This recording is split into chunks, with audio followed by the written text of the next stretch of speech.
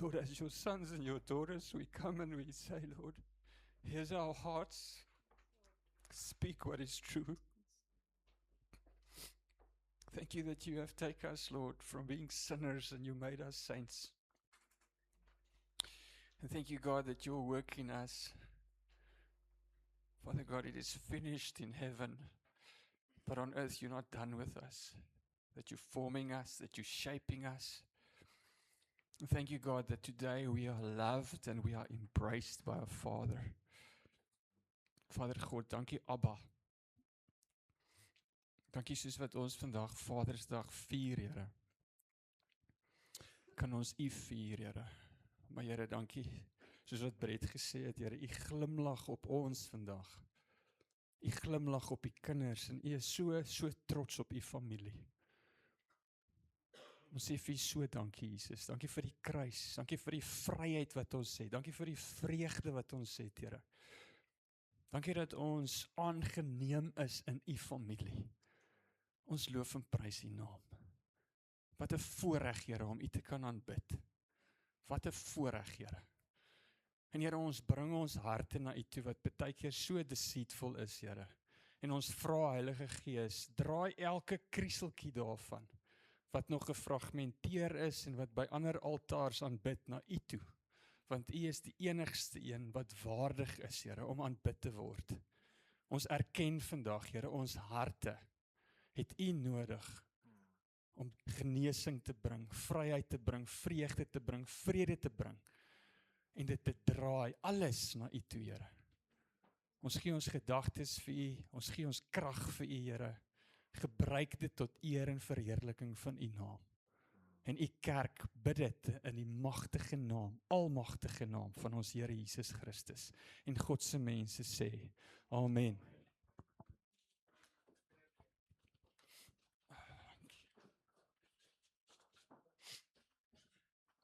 Ag, lekker. Sjoe, goeiemôre. Dit gaan weer een van daai dienste wees. Snot, trane, lag, huil, spoeg, spat. Ons weet nie waar dit gaan nie, maar kom ons kyk. Ek wil net vanoggend vir julle sê hoe lekker dit vir my is om in die gees te wees. Want vanoggend dra ek 'n das. En gewoonlik dra ek nie 'n das nie, dra ek warm hierbo. Ek gaan nou soos daai charismatiese prekers maak. Wie van julle was al aan 'n charismatiese kerk en dan op 'n stadium dan pluk hy sy baadjie uit en dan nee. Ja, maar jy hoef nie te kom haal nie. Ek nou juist ek het klaar 'n teiken gekry. En dan kom my ouderling en dan gooi daai predikant net so. Maar hoekom ek in die gees is vanoggend is my kinders kom vanoggend na my toe en ek weet nie of dit 'n goeie of 'n slegte ding is nie, maar hulle het so 'n bietjie my sin vir humor geërf. En Via gee vir my hierdie kaartjie en ek wil gou vir julle lees. Wie van julle paas maak baie keer ook 'n grappie en dan crash hy net so. Hè? Alex, werk jou grappies altyd. Ja, jou meisiekind point na jou toe. Okay, maar ons is dan ten minste 2. Maar in ieder geval, nou stuur sy vir my vanoggend hierdie kaartjie. Nou, julle kan nie sien nie, maar hier's 'n presies daai prentjie wat julle op het van die das, die kraag en die das is daar op. En dan staan daar in die middel 'n funny joke. Das 'n funny joke. Nee? Nou ek moet krediet vat. Ek het dit vir haar geleer, maar nou hier's 'n paar dad jokes wat ek net sommer weer wil begin. Ek het dit gesê die hele dag. Eintlik nie. Eintlik vertel hy toe vir my toe hy my bel 'n paar weke terug, wat alles op die program is. Toe sê ek vir hom, jessie, al wat oorbly is, ek kan in die gangetjie afhardloop en vir julle elkeen 'n holy high five gee, en dan moet ons gaan. Maar in ieder geval, maar hoor gou hierdie paar dad jokes, ek gaan hulle almal vir julle lees, omdat ek so min preek voorberei het. Nee, daar's baie om te cover vanoggend. Some people have trouble sleeping. Ek het nog eers almal gelees nie. Some people have trouble sleeping, but he can do it with his eyes closed. Why did the coffee file a police report? It got mugged. Pause for effect, ek moet dit onthou. Want as van julle soos ek is julle nog stadig die tyd van 'n Sondagoggend. Skus. Dankie liefie. What do you call a person missing 75% of their spine? A quarterback. People are usually shocked when they find out he is not a good electrician. Hy is vir die plattelandse mense. How do you get a farm girl to like you? A tractor. Vang die Afrikaanse mense dit. A tractor. Ja. I can't believe I was arrested for impersonating a politician. I was just sitting there doing nothing. That's a good one. Oh, my favorite childhood in South Africa, there's daarom baie materiaal met ons. My favorite childhood memory is building sandcastles with my grandfather until my mom took the urn from me. Ek vang dit nie. Wat? Is wat? Ooh! Ek het dit Jenny nie gevang nie. En ek's gewoonlik goed hiermee. Dis bad. Kom maak jou hande skoon my kind. Jy's net jou oupa. My head is brighter than my head. Nee, wag. His head is brighter than my future. Oh my goodness, there's a burn for Bless Owens. Ek's amper deur. I recently opened a company selling trampolines disguised as praying mats. Profits are going through the roof.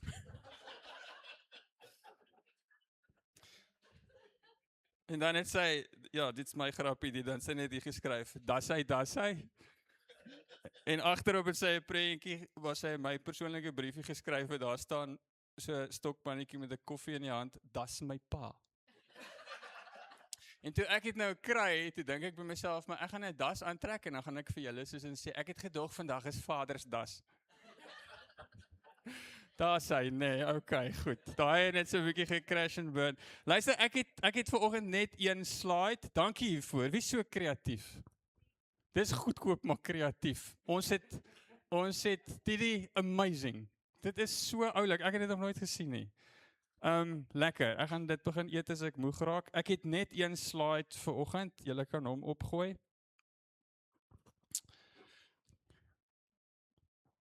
Goliath was dressed for success. Dit is ook 'n grappie, sien julle? Sy pragtige rokkie en so aan. Okay, wat ek vanoggend wil doen is, dit het ek ook nie beplan nie, dit het net daar gelê, toe bring ek dit saam huis toe. Ek wil vra julle met die swaard. Skus ek trek hom uit.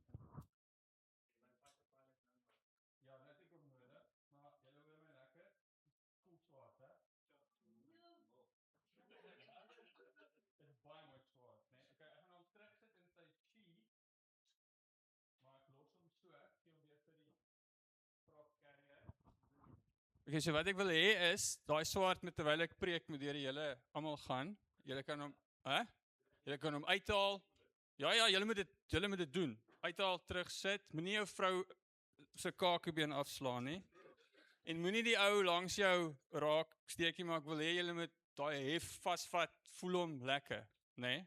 En dan met julle die assosiasie, julle moet my vandag help preek, asseblief, ek het regtig nie goed voorberei nie. Maar julle moet die assosiasie maak, swaard, Dawid, Goliat. Alright. So, ek gaan vanoggend lees uit 1 Samuel 17. Nou 1 Samuel 17, die van julle weet, is daai storie. Dis oor die 50 verse, so ek gaan nie alles lees nie.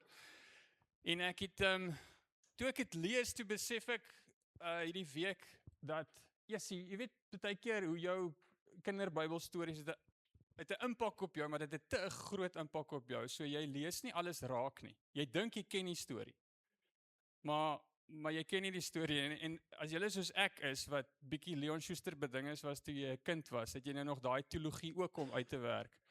Onthou julle daai, dis my laaste grappie, Jenny, en dan gaan ek baie, was nie 'n grappie nie, maar wie van julle het Sweet and Short gekyk? Onthou julle dit, né? Maar dan sa daai scene wat hulle skiet daar op noorde toe na die sitruswêreld toe, in die taxi en hy is soos 'n rasta vermom. Hy en daai, wat is daai, dis nie Alfred, ja, Shorty. Nee, wat, kan nie die akteur se naam onthou nie. Maar dan steel hulle mos die lemoene. Hoor julle dit? En dan kom die taxi daar ingery in daai klein plattelandse verregse dorpie. Nou ek kom van daai Vrystaat af. Ek ken daai setups baie goed. En dan is daar 'n troue aan die gang. Dink julle dit? En dan staan die dominee en hy op daai punt. Hulle het dit so perfek gekorreleer. Die vir julle weet, gaan kyk die fliek. Baie educational, very very good. En dan het hulle die lemoene gesteel en dan is daar 'n verwarring met die twee taksies. So die taxi wat die lemoene gesteel het, lyk net soos hierdie bevoeterde boer se bus. Dan stop die bus daar. En dan werk Leon Schuster as 'n rasta, hierdie rassistiese boer so op. En dan kom die ou, en dan is hy daar weg na die troue toe, en dan kom die ander ou wie se lemoene gesteel is, kom daar aan, en dan begin hy die taxi, hy dink hy slaan die taxi se ligte uit. Nee, gaan kyk die fliek, hy slaat die agteruit uit, hy slaat alles uit, en die ouens wil keer, en Leon Schuster, wat die rasta is, sê net, nee, whose lemoene is that? It is my lemoene, no, it's my lemoene, blablabla. En dan by die troue, as die troue aan die gang is, ek weet nie hoe dit ding is, bring jy Dawid en Goliat by 'n troue uit nie, maar dan die dominee op hy oomblik, dan gaan die dominee soos en so sê hy, en die reus het gebulder, en dan storm die boer daar uit, en hulle, wat doen jy met my taxi? En dan sê die dominee, dan sê hy, en 'n kleine Dawid het die reus getref, hier, net hier, en nou iewers daar was 'n stuk dinamiet in die storie gewees, en die hond het dit onder die troukoek ingevat, en dan ontplof die troukoek, en dan tref het die bruidegom hier, hy het so lank kakebeen gehad, en tref het om hier, toe die dominee sê, net die reus getref, hier, net hier, die stuk koek. Nou, dis my teologie wat ek van ontslae moet raak, as ek hierdie storie lees. Nou weet ek nou nie, hoe gaan ek nou weer in die storie inkom nie. Okay, goed. Kom nou gaan ek fokus. Okay, so, as jy jou Bybel het, kan jy vir my so lank 1 Samuel 17 toe gaan. As jy op jou foon is, op wat se naam gaan dit lekker werk, op YouVersion. Ons gaan 1 Samuel 17 doen, ons gaan 1 Samuel 16 'n stukkie doen, ons gaan Joel 2 'n stukkie doen, ons gaan baie Bybel lees vandag, en ons moet dit alles in 15 minute doen. En dan gaan ons Nuwe Testament toe gaan. So, ek lees 1 Samuel 17 van vers 1 af, ek gaan Engels lees, ESV. Now the Philistines gathered their armies for battle, and they were gathered at Soko, excuse vir die uitspraak, which belongs to Judah, and encamped between Soko and Azekah in Ephes Damim. And Saul and the men of Israel were gathered and encamped in the valley of Elah, and drew up in a line of battle against the Philistines. And the Philistines stood on the mountain on the one side, and Israel stood on the mountain on the other side, with a valley between them. And there came out from the camp of the Philistines a champion named Goliath of Gath, whose height was 6 cubits and a span. He had a helmet of bronze on his head, and he was armed with a coat of mail, and the weight of the coat was 5,000 shekels of bronze, and he had bronze armor on his legs, and a javelin of bronze slung between his shoulders. The shaft of his spear was like a weaver's beam, and his spear's head weighed 600 shekels of iron, and his shield bearer went before him. He stood and shouted to the ranks of Israel, "Why have you come out to draw up for battle? Am I not a Philistine, and are you not servants of Saul? Choose a man for yourselves and let him come down to me." Dit het obviously nie so monotoon geklink in daai oomblik nie. "If he is able to fight with me and kill me, then we will be your servants. But if I prevail against him and kill him, then you shall be our servants and serve us." And the Philistines said, "I defy the ranks of Israel this day. Give me a man that we may fight together." When Saul and all Israel heard these words of the Philistine, they were what? Dismayed and greatly afraid. En dan as jy skip tot daar by vers 16, daar staan, "For 40 days the Philistine came forward and took his stand morning and evening." En dis waar my teologie my in die steek gelaat het. Ek het gedink dit was 'n once-off ding. 40 days, mornings and evenings. En hierdie is toe wat by my opkom, waar ek die assosiasie met myself en seker met met almal van ons maak is, 40 days is 'n lang tyd, en ek het gedink ek wil oor die numeriese belangrikheid van 40 days praat, maar julle kan dit gaan opsoek sommer op die internet. Maar in 40, gewoonlik wat die ouens mos soos in sê sielkundig, 40 dae vat dit vir ons om 'n habit te breek, as daar 'n gewoonte in ons gevorm is, deur 'n regte gewoonte aan te kweek. Maar ek wil nie daaroor praat nie. Waaroor ek sommer net wil noem, wat ek mee kan assosieer is, as julle soos ek is, ek het ook hierdie love-hate relationship met my selfoon.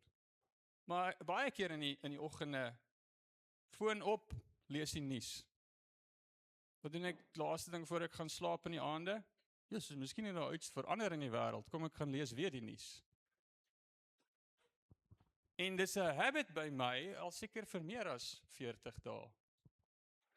En toe ek hierdie stukkie lees, toe ek soos, hoe baie word ons nie beïnvloed deur inligting wat na ons toe kom.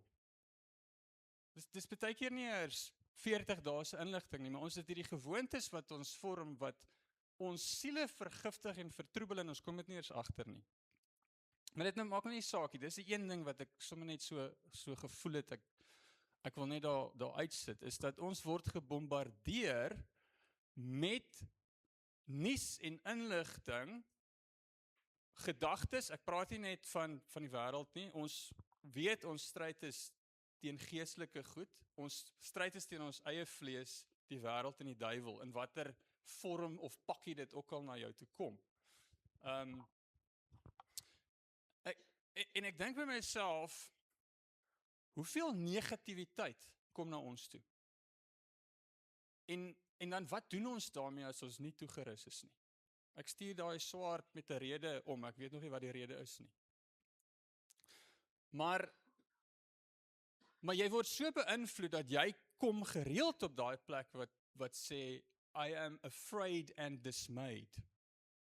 Ons is almal, die hele Boland is nou net deur hierdie massiewe storm. Dis die eerste keer dat ons julle pas ry, en jy weet, ek sê vir jou Bear en Alida, kyk hier's waar ons daai foto's gesien het, waar daai busse so gestaan het in die chaos, en dit is net absoluut chaos. Weet, en ons almal woon in 'n landbouarea, en as jy met die boere gesels, as jy met die besighede gesels, uitdagend, né? Uitdagend. En ek weet nie van die ander manne nie, maar as ek plat op my rug lê, vroeg in die oggend, die laaste tyd is ek 3 uur wakker, half 4, en ek weet, dan moet ek opstaan en bid. Baie keer doen ek nie, ek lê net daar en worry, oor goed. Totdat ek opstaan, en net aan die gang kom. So een van die tools wat vir my werk is, staan net op, kom aan die gang, maak vir jouself 'n koppie koffie, begin net beweeg, maar moenie net daar lê, laat die goed hier in jou kop sit nie. Maar julle hoor watter assosiasie probeer ek vanoggend maak met daardie vreesaanjaende Goliat en die gees van die wêreld, die gees van Satan, die demoniese geeste wat die hele liewe tyd vir ons kom.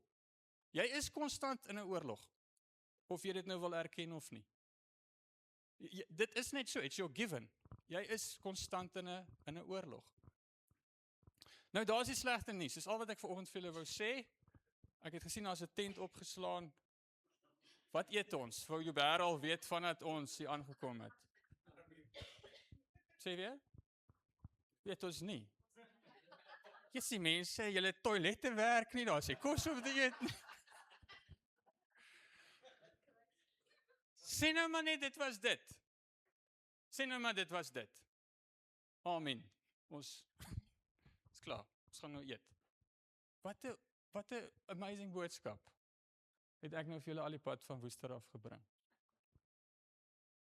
Maar ons kan sê, prys die Here, that is not it. Dis nie waar die storie eindig nie, en dis nie waar ons storie eindig nie. So, ons ken die res van die storie, maar kom ek lees dit, ek gaan nie vir julle die res lees nie, ek gaan net vir julle hierdie stukkie lees, waar vir my dit voel net vir my, hier kom iets in, vers 22.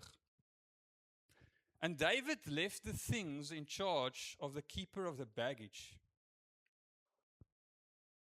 Koets. Ek weet nou nie hoekom ek daaroor emosioneel is nie, maar is dit nie nodig dat ons baie keer ons eie things in charge van iemand anders los, sodat ons kan begin fokus op wat die Here wil hê ons op moet fokus nie. Miskien is dit woord vir my.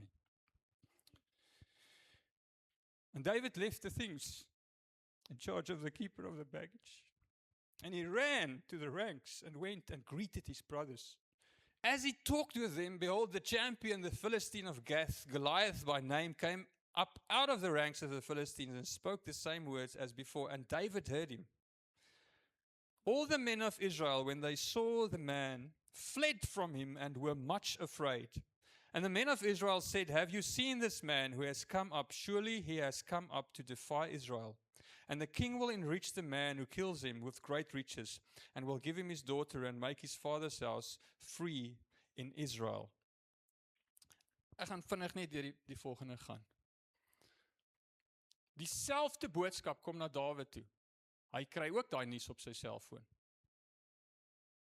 En wat ons moet onthou is, ek het bietjie gaan voorberei. Een van die kommentare het geskryf, Goliat was, hoe groot het ons gelees? Jy hoef nie dit alles met te lees nie, maar hy was 3 meter groot, né? Ek het nogal gedink aan julle kerk se dak toe ek dit lees. Ek weet nie, hoe hoog is dit? Is hy deur die dak? Kyk, as hy tot bekering kom, is hy nou een van daai manne wat so inkom kerk toe, en hy moet altyd agter sit, want as hy hier sit, kan niemand sien nie. Maar Goliat se grootste wapen was nie sy intimiderende grootte nie. Ja, dit het 'n rol gespeel. Maar dit was sy woorde. Dit was dit wat die soldate gehoor het. En die probleem is, dit is nie net dat die soldate dit gehoor het, dat die voorste linie wat moes beskerm en moes aanval, dit gehoor het nie. Daai nuus het versprei. Almal wat dit gehoor het, né? En daai nuus het versprei na die villages toe. En daai nuus het versprei na die stede toe. Daai nuus het by Jerusalem uitgekom. Die koning is bang. Die soldate is bang. As die leiers bang is, en die manne wat moet beklei bang is, wat se kans het ons? En die nuus het gekom en gesê, die deal is die volgende. Wie ook al teen hom gaan beklei, wie ook al daai skermutseling wen, die een groep gaan die ander groep se slawe word. Die een nasie gaan die ander nasie se slawe word. Sien julle die paniek wat woorde kan veroorsaak in 'n gesin, in 'n familie, in 'n gemeenskap, in 'n kerk, in 'n dorp, in 'n land? Ons gaan nou weer in die politieke stemtyd in. Nee, nou, hoespoep en paniek almal weer aan die einde van dit. Of potensieel, né? Ons kan assosieer hiermee. So, daar's 'n gees van intimidasie, manipulasie, vrees en dismay wat versprei, soos 'n COVID-virus, deur 'n nasie, deur nasies, as die verkeerde woorde uitgaan. Want saam met daai woorde gaan 'n gees, wat mense in paralysis invat, wat mense in 'n paniek invat. En hierdie ou is blootgestel aan dieselfde gees, hy is blootgestel aan dieselfde intimidasie, aan dieselfde nuus, aan dieselfde boodskappe wat deurkom. Maar sy reaksie is anders. En dis nie net van buitekant af wat hierdie nuus kom nie. As jy die storie gaan lees, die storie bietjie by die huis, rustig deur. Sy eie broer, sy oudste broer, toe Dawid vra, maar wat ons gaan hier aan? Wie is hierdie aansteking van Filistyn? En wat kry die ou wat hom gaan oorwin? So obviously Dawid het daar ingekom met 'n confidence, met 'n cockiness volgens sy broer. Want sy broer sê toe vir hom, ek ken vir jou. Jy's 'n arrogante klein, wat ook al, ek het jou sien groot word. Vanuit jy die beer en die leeu, dit staan nie in die Bybel nie, by the way, maar vanuit jy die beer en die leeu doodgemaak het, jy weet, as jy mos nou die dik ding in die huis, jy weet. Maar ken jou plek, jy's die jongste, dis wat hy vir hom wil sê. Maar Dawid, hy kom met 'n confidence hier in, En hy het teenstand, nie net van buitekant af nie, maar van sy eie familie, die mense wat hom moet back en hom moet cover. Sê vir hom, nee, wie's jy? Hulle vat hom na die koning toe, want hy sê toe maar, ek sal beklei. En die koning sê toe vir hom, yes ou, thanks for volunteering, but no thanks. Ons kyk vir jou uit, so lekker, sê ek my. Hierso, kom ons, okay, maar, ek neem aan, die koning het gegaan, well, it will be amusing. Kom ons sacrifice liewer die skaapwagter as wat ons die soldaat sacrifice, maar trek ten minste vir hom 'n coat of armor aan, en Dawid sê, ek kan nie loop daarmee nie. Ons ken die storie, né? Res van die storie. Ons weet wie die fight gewen het. Hoekom het hy die fight gewen? Omdat hy goed was met 'n slingervel. Ek dink dit het getel. Maar is ons nie ook so nie? Waar is my swaard? Hey! Keer hy man! Dit is 'n grap. Nee, ek wil hom nie hê nie, ek wil net weet waar hy is. Julle trek hom nog uit, né? Hy moet so gling maak as julle hom uittrek. So ons dink as ons 'n swaard het. Ons dink as ons die regte wapens het. Ons dink as ons goed is met die slingervel, gaan ons hierdie ding gewen kry. Ons dink as ons kerke net bietjie meer kosmeties kan opprop en reg kry en mooi kry of wat ook al. Ons dink as ons woorde, wanneer ons die evangelie moet bring, dit moet regtig on the spot wees. Ek moet teologies gepolish wees. Julle mense, ek voel teologies gepolish vanoggend. Julle kan maar met opregtheid sê, nee. Ja, daar sekere skills wat ons moet hê, maar hier is die punt. Terwyl ek hierdie storie lees, dink ek by myself, daai is opgeleide soldate, die kans is bitter goed, dat 99, indien nie almal van hulle, insluitende Saul, en hulle het al oorlog gewen hierdie mense, né? Insluitende Saul, hulle het 10 en al almal 'n leeu en 'n beer doodgemaak, indien nie erger nie. Obviously, dit is significant, want Dawid was 'n jong lad gewees. 1 Samuel 16. Julle moet nou 'n hoofstuk teruggaan. The Lord said to Samuel, "How long will you grieve over Saul, since I have rejected him from being king over Israel? Fill your horn with oil and go. I will send you to Jesse the Bethlehemite, for I have provided for myself a king among his sons." Vers 3. Hoekom het ek nou vers 3 gehighlight? Spring af tot onder. Vers 13, sorry. Lees daai storie ook, maar die volgende gebeur in vers 13. Then Samuel took the horn of oil and anointed him, that is David, in the midst of his brothers. And this kon bygedra tot die jaloesie. And the Spirit of the Lord, hoofletter S, the Spirit of the Lord rushed upon David from that day forward. And Samuel rose up and went to Ramah.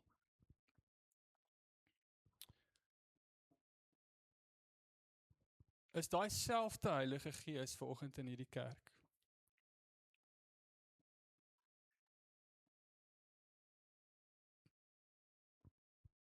Is vir my beautiful vanoggend dat jy so baie mense uitstuur. Dit is my beautiful wat Brett gesê het, dat hierdie kerk, elke liewe kerk is geroep vir mission, vir sending. Ek love wat oom John Piper sê, gunsteling sê ding. Missions exist because worship does not. Elke plek waar daar nog nie 'n sendeling was nie, het mense nog nie die kans gehad om van Jesus Christus te hoor, sodat hulle harte gedraai kan word tot aanbidders van die ware God nie. Missions exist because worship does not. Maar ons is bang, julle. Ons is bang om die evangelie uit te dra. Ons is bang vir wat ook al Goliat verteenwoordig. En ons dink, ek moet net 'n bietjie meer toegerus word. Miskien volgende maand, miskien volgende jaar, miskien oor 5 jaar, miskien as ek my teologiese graad gekry het. Wat my verskoning ook al is. Ek moet net 'n paar rand bymekaar maak. Ek het 'n paar ander prioriteite. My slingervel moet ek regmaak. Ek moet die klippe nog bietjie polish.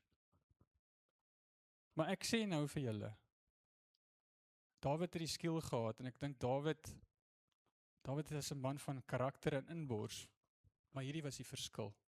The Spirit of the Lord rushed upon him. Julle is met my, né? Wat het ek gesê? Waar gaan ons volgende? Joel. Die profeet Joel. Hoofstuk 2, vers heel aan die einde onder iewers, ver af, vers 28. And it shall come to pass afterward that I will pour out my spirit on all flesh. Your sons and your daughters shall prophesy, your old men shall dream dreams, and your young men shall see visions. Even on the male and the female servants, in those days I will pour out my spirit. Ons gaan Lukas toe. Lukas 4, van vers 1 af. And Jesus, full of the what? Full of the Holy Spirit, returned from the Jordan and was led by the Spirit in the wilderness for 40 days. Hoe lank? 40 days. Wie het ook vir 40 days negatiewe nuus uitgeskree? Goliat. For 40 days, being tempted by the devil, and he ate nothing during those days, and when they were ended, he was hungry. The devil said to him, If you are the Son of God, command this stone to become bread. And Jesus answered him, It is written, man shall not live by bread alone. And the devil took him up and showed him all the kingdoms of the world in a moment of time, and said to him, To you I will give all this authority and their glory, for it has been delivered to me, and I give it to whom I will. If you then will worship me, it will all be yours. And Jesus answered him, It is written, You shall worship the Lord your God, and him only you shall serve. And he took him to Jerusalem and set him on the pinnacle of the temple and said to him, If you are the Son of God, throw yourself down from here, for it is written, He will command his angels concerning you to guard you. And on their hands they will bear you up, lest you strike your foot against a stone. And Jesus answered him, It is said, You shall not put the Lord your God to the test. And when the devil had ended every temptation, he departed from him until an opportune time. Ek het hierdie stukkie ook raak gelees, for 40 days being tempted by the devil. Ek dink nie dit was 'n once-off nie, ek dink dit was gereeld en die hele tyd. En in daai 40 dae het die temptation, die accusation, die intimidation, die wat ook al, toegeneem die hele tyd. Maar Jesus se gehoorsaamheid, en Jesus se getrouheid, en Jesus se aanbidding na sy Vader, Jesus se gehoorsaamheid aan sy Vader, het bly toeneem. Julle sien die lyn wat ek probeer trek. Johannes, nou kan ek nie onthou watter Johannes 20, dink ek. Johannes 20, van vers 19 af. Johannes 20 van vers 19 af. On the evening of that day, the first day of the week, the doors being locked where the disciples were for fear of the Jews, Jesus came and stood among them and said to them, Peace be with you. When he had said this, he showed them his hands and his side. Then the disciples were glad when they saw the Lord. Jesus said to them again, Peace be with you. As the Father has sent me, even so I am sending you. And when he had said this, he breathed on them and said to them, Receive the what? The Heilige Gees. If you forgive the sins of any, they are forgiven them. If you withhold forgiveness from any, it is withheld. Hoekom sluit die disippels hulle deure? Hoekom sluit jy jou deure in die aand? Hoekom sluit jy jou kar by die mall? By ons deur mekaar, broer. Because you are dismayed and afraid. Afraid of what?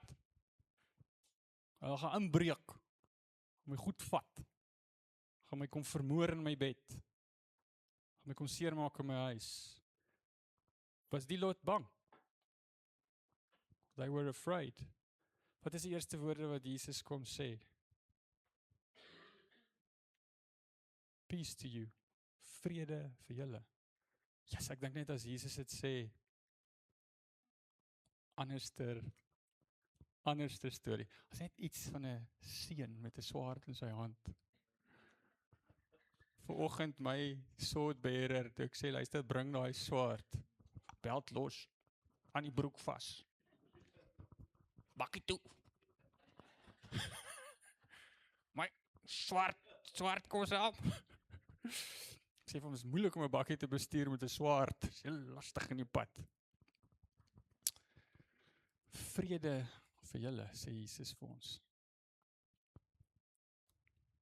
Vrede vir julle. Ons gaan Handelinge toe.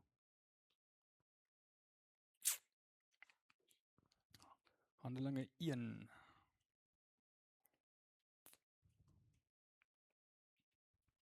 Vers 6. So when they had come together, they asked him, Lord, will you at this time restore the kingdom of Israel?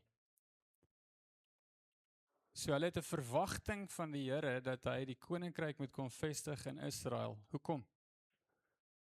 Want die wêreld is deurmekaar. Dis chaos. En hulle het iets geproe en hulle weet, as die koninkryk gevestig word, gaan daar dalk hoop en orde wees. En Jesus antwoord hulle, it is not for you to know the times or seasons that the Father has fixed by his own authority, but you will receive the what?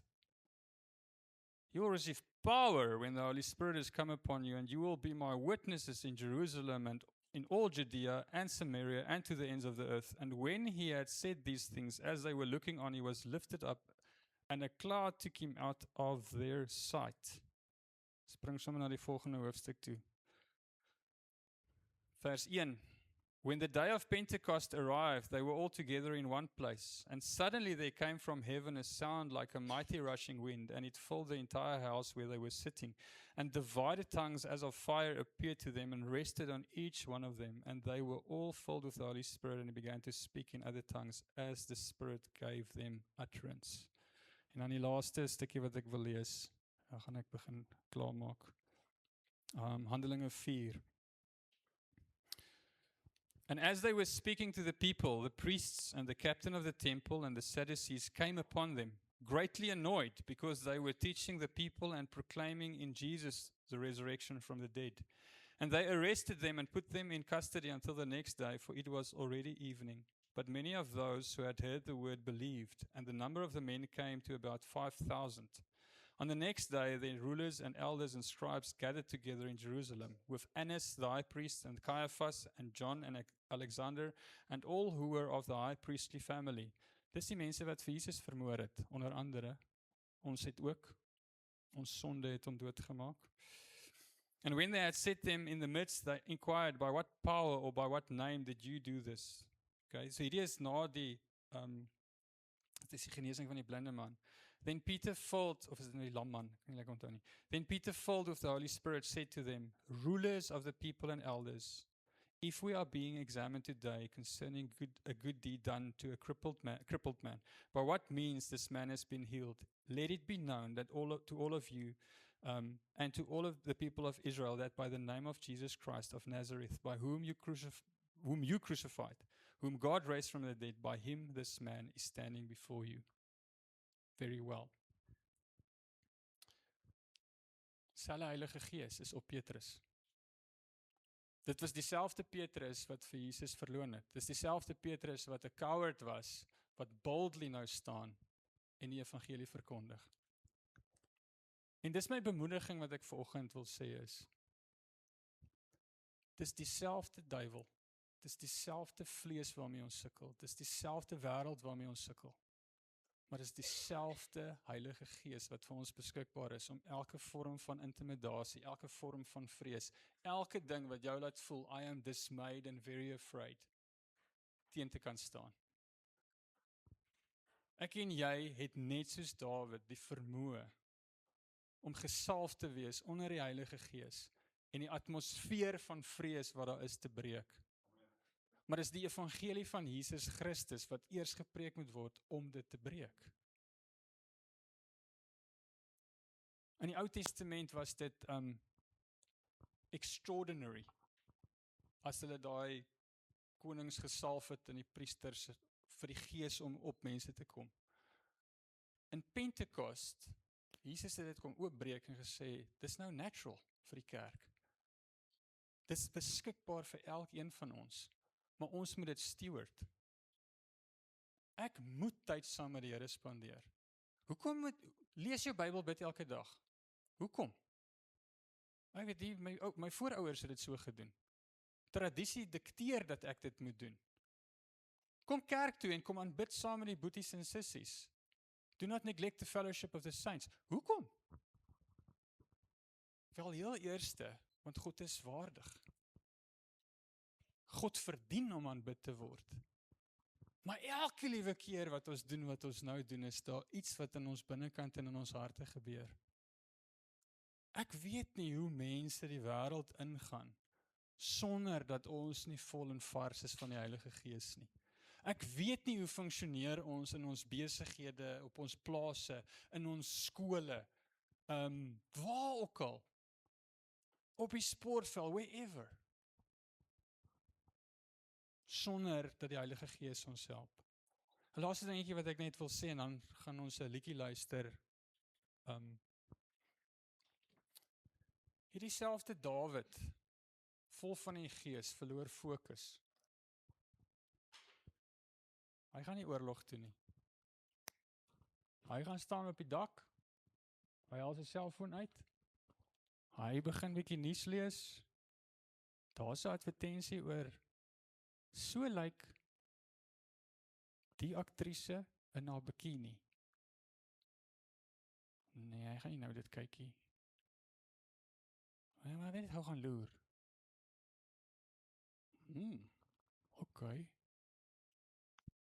Okay, dit moet nie nou weer kykie, maar okay, goed, so 'n ander dag. Parel. Hier by dag 33, in plaas van dat Dawid oorlog moet maak, sit en kyk hy voel aan pornografie. Bathsheba, poedelnakend, beautiful. Skus, ek wil julle nie op 'n verbeeldingsvlug vat nie. My kop is leeg en skoon, ek sien niks in niemand nie. Ek sê maar net. Is net woorde. Hier's my vrou, sy bid vir my. Nee? Of dames wat julle sondes ook al is. Dis Vadersdag, ek praat met vaders. En hierdie selfde ou op wie die Gees van die Here is, verloor het. Hy val in welis. Hy het omgang met die vrou, 'n kind word verwek. Hy vermoor die man van Bathsheba.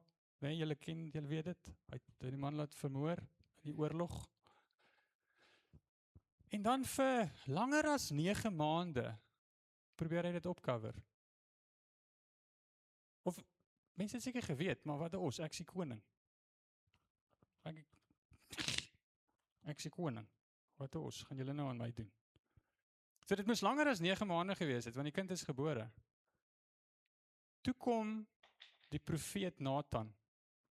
En ek wil dit connect met community, wat Brett vanoggend gesê het.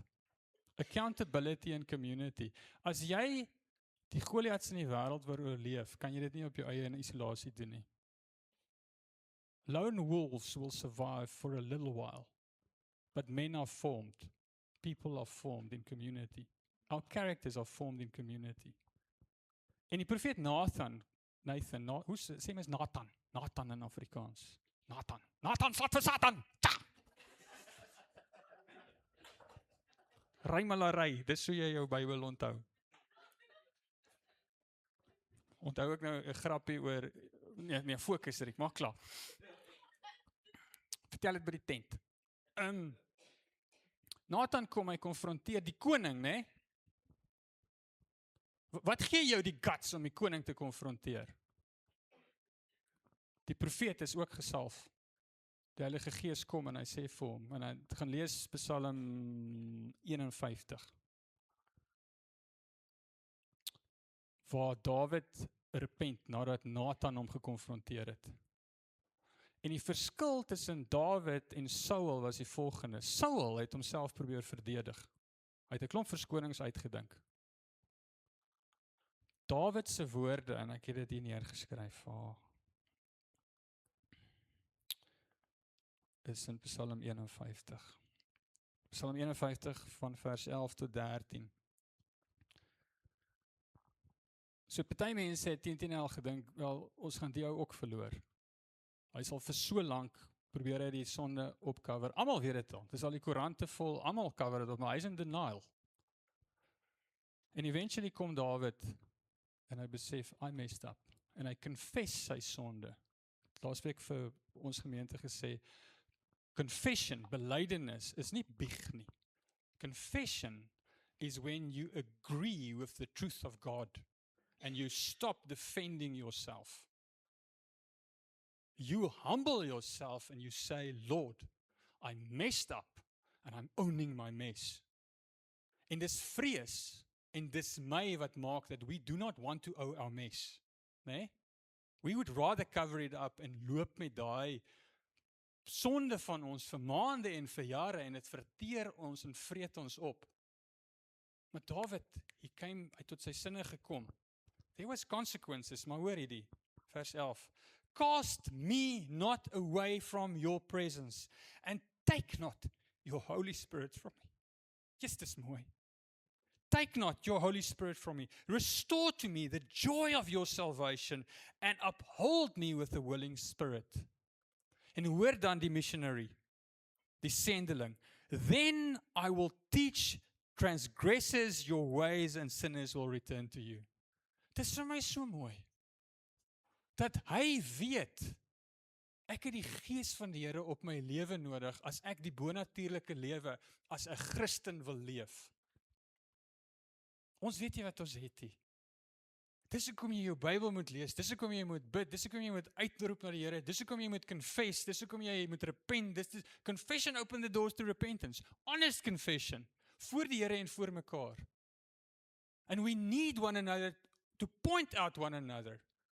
Jy het die courage nodig om na 'n broer of 'n suster toe te gaan en te sê, luister, ek sê dit met die grootste respek en die grootste liefde, maar ek gaan nou nie meer polities korrek, geestelik korrek of emosioneel korrek wees nie. Jy is besig om te sondig. Ekskuus, ek point nie na iemand toe profeties nie. En aan die ander kant, as daar nederigheid is, wat daai woord kan ontvang, ek sê my maggies, ek is deceived gewees. Lord, please forgive me. Please do not take your spirit from me. Your confession is not to get you into right standing with other people. And keeping up with the Joneses of die van der Merwes of die De Belles of die wat ook al. Hoekom lag julle nou vir die van der Merwes? If you want to keep up to somebody, it's the Bormans. Maar julle hoor wat ek sê, nee. And it's not just about the community, ons is lekker. It's about stewarding the Spirit of God and the truth of God. Ek sien Brett cover al reeds my swaard. Ek gaan nou klaarmaak, want ek wil my swaard hê. Hy gaan nie in die skare verdwyn as ek wees sien, dan slat hy bossies by die huis. We do not need the weapons, carnal weapons. We need the Spirit and the truth of God. Ek wil julle met julle oë toemaak en dan, hierdie is 'n liedjie van Matthew West. Nee, moenie julle oë toemaak, julle moet die woorde lees actually. Die liedjie se naam is Good en wat vir my so mooi is my ou Jankor het dit vir my aangestuur. So ek nou nie sy permissie om dit te speel nie, maar ek dink hy sal omgee nie. Maar ek en hy die meeste van die tyd het ons het die laaste tyd hierdie gesprek oor dat dis seker al die core van die gospel se boodskap is om vir mense te sê, jy het 'n huis en 'n Vader na wie toe jy kan terugdraai. En jou werk, jou verantwoordelikheid is nie om reg te kom sodat jy kan terugdraai nie. Jou werk is om terug te draai. En wanneer jy in die Vader se teenwoordigheid kom, sal hy jou uitsorteer. Hy sal jou regmaak. Hy sal jou genees. Hy sal sy gees op jou sit, wat jy ook al nodig het. Want ek en jy is te clueless. So, drink dit in, laat die liedjie met jou praat, en dan gaan ek vir ons afsluit met gebed. Here Jesus, dankie dat ons liefgehê word, Here, nie uit ons eie dade, of goed wat ons al vermag het in die lewe, of wat ook al op ons CV staan, of nie staan nie, maar omdat U 'n goeie God is, en omdat U die wêreld so lief gehad het, nie om ons te veroordeel nie, maar ons lief te hê en U seun vir ons gestuur het, om vir ons te sterf, vir ons die prys te betaal, en vir ons die helper te stuur. En Here Jesus, ek wil vanoggend vir U kom dankie sê vir hierdie kerk en vir hierdie gemeente. En Here, dankie dat in hulle gebrokenheid, dankie in hulle suksesse, dankie Here in hulle failures, dankie Here in hulle good to fall down, mag hulle altyd weet, Here, that You are good at loving them en dat U hulle optel. Mag elke individu weet, Here, daar waar ons op ons eie foute maak, Here, op ons eie sondig, of op ons eie moet stoei met vergifnis, of repentance, of wat ook al ons moet deurwerk, Here, that You're a good God and You're calling us home. En Here, dat daar nie een varkhok in hierdie wêreld is, wat kan maak dat U neus vir ons sal optrek, wanneer ons terughardloop na U toe nie. Here, dankie dat U hierdie kerk toegerus het, om met 'n ander gees, die Heilige Gees, Here, intimidasie, manipulasie, vrees en dismay, voor die kop te tref, Here. Dankie Here, wanneer die reus bulder, Here, dat U Heilige Gees comfort bring, encouragement bring, power bring, wysheid bring, genade bring, liefde bring, and that we can go into this world with a different spirit than what is coming at us. Ons loof U daarvoor, Here. Help us to steward it, help us to grow in it. Ja, dankie Here, ons loof en prys U. Amen. Dankie julle.